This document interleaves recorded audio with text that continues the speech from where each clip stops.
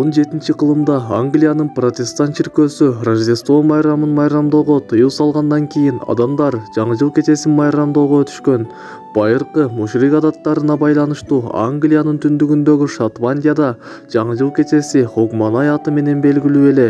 Бирок байыркы римдиктерде жаңы жыл 1-марттан кирип келет эле. Ушул күн жылдын 1-күнү эсептелинет эле, 1-январдан эмес.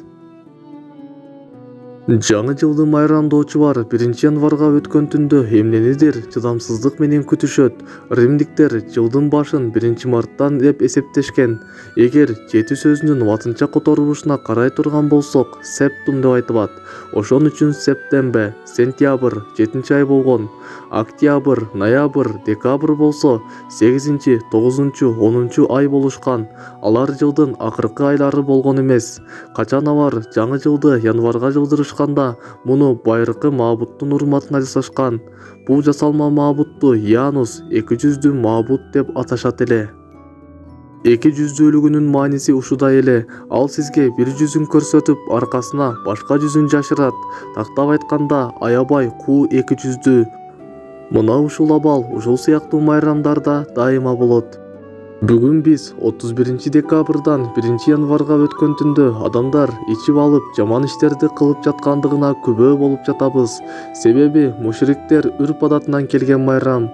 Мисалы, илгери түндүк уюлдун жашоочулары катуу суук болушуна карабай жашап кала алган дарак жөнүндө угушат. Бул дарак дайыма жашыл боюнча турган арча эле. Ошон үчүн алар бул дарактын ичинде жашоо күчү бар деп ишенип, үйлөрүнө алып келишип, чырактарды илишип, түрдүү жасалгылоолор менен жасашат эле. Ошол себептен бул жашоо күчүн берүүчү арча кардуу кыштын суугунан сактайт деп ишенишип, тумар сыяктуу үйлөрүнө да илип коюшат эле. Мындан тышкары Аяз ата, Санта Клаус, Чоң ата Николай аттуу персонаж да бар. Анын келип чыгуусу байыркы Скандинавияга барып такалат. Байыркы скандинавиялыктар акмак, ак сакалдуу Никол аттуу жинге сыйынышат эле. Аны түндүк уюлдун жини деп аташкан. Николду түндүк уюлдун кардуу руху деп да ишенишкен. Ошол үчүн Германия жана түндүктө жашоочулар балдарына көчөгө чыкпа, болбосо сени рух Никол кабына салып алып кетет деп айтышат эле. Германиялыктар аны Пелз Никол деп аташкан. Анын мааниси жакалуу жин болуп, аны кызыл пальто кийген жакалуу киши сыяктуу сүрөттөшкөн. Анын үйү болсо түндүк уюлда деп ишенишкен. Демек, бүгүнкү жаңы жыл арча жасатуу Аяз ата мусулманчылыкта туура эмес, байыркы мушрик адаттарына барып такалат экен. Ошол себептен бул сыяктуу майрамдардан алысыраак болгонубуз жакшы.